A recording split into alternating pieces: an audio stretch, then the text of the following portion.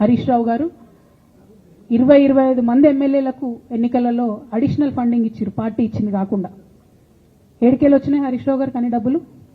100% కాళేశ్వరంలో జరిగిన అవినీతి నుంచి వచ్చిన డబ్బులే. ఆయన ఆలోచన ఏం చేసిందంటే ఏమన్నా కొద్దిగా అటు ఇటు అవుతుందేమో రిజల్ట్, నా దగ్గర ఎమ్మెల్యేస్ ఉండాలని ఆలోచన చేసి.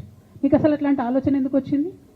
నేను కట్టప్పలాంటోని కేసీఆర్ గారి దగ్గర ఉండేటోని అంటావు కదా, నీకేం అవసరం వచ్చింది ఎమ్మెల్యేస్కి సపరేట్గా ఫండింగ్ ఇవ్వడానికి? ఎవరికి తెలియదు అనుకుంటారా? ఇవి ఎవరు చెప్పారు అనుకుంటారా? ప్రతి ఒక్కరు చెప్తారు ఎమ్మెల్యేస్ ఓపెన్, నా పేర్లు కూడా తెలుసు, చెప్తే బాగుండదు, ఎమ్మెల్యేలు ఇబ్బంది పడతారు.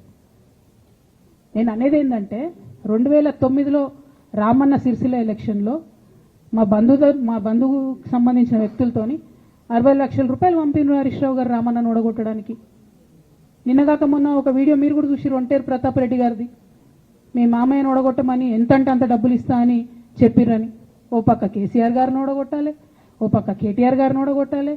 నిజామాబాద్లో నా ఎంపీ సెగ్మెంట్లో అందరు ఎమ్మెల్యేలను మేనేజ్ చేయాలి, అందరిని మన కేసీఆర్ కుటుంబాన్ని ఓడగొట్టాలి, విచ్ఛిన్నం చేయాలి. కానీ కేసీఆర్ గారి పేరుతో వచ్చేటటువంటి బెనిఫిట్స్ మాత్రం అన్నీ కావాలి.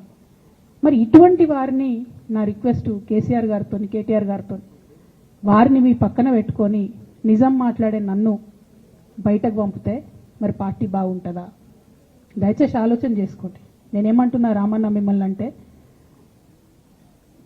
నా మీద మీకు కోపం ఉండొచ్చు, నా మీద ఏముందో ఎవరేం చెప్పారో నాకు తెలియదు. నేను మాత్రం నా ప్రాణం పోయినా కేసీఆర్ గారికి హాని జరగాలని కానీ కేటీఆర్ గారికి హాని జరగాలని కానీ కోరుకోను. అది నా నైజం కాదు. ఆడపిల్లలకు అట్లా ఉండదు. ఆడపిల్లలు ఇల్లు బాగుండాలనుకుంటారు. నా మనసుకి ఎంత గాయం అయితే, నాకు ఎన్ని అవమానాలు అయితే, నాకెంత ఇన్సల్ట్ అయితే, నా మీద ఎన్ని కుట్రలు జరిగితే నేను ఇట్లా మాట్లాడుతున్నా. ఇది నా బాధ, ఇది నా ఆవేదన. నాన్న చూస్తలేరేంది వీళ్ళని అన్నది ఆవేదన, చూసుకుంటే క్షమిస్తారేంది ఇంకెన్నిసార్లు క్షమిస్తారు అన్నది నా బాధ.